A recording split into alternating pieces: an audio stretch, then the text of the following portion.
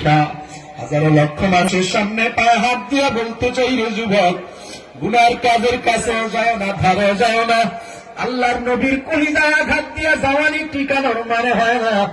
জীবন যৌবনটা দুনিয়াদারদের পিছনে কাটাইয়া দিও না। এই জমিনে যুবকদের মরণ বেশি বর্তমানে হালতে, নওজোয়ান যুবতীদের মরণ বেশি।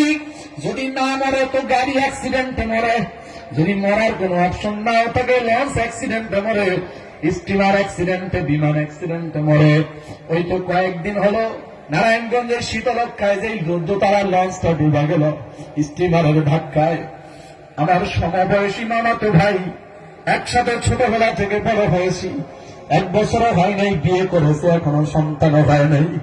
আমার ভাইটা জমিন থেকে বিদায় হয়ে গেছে।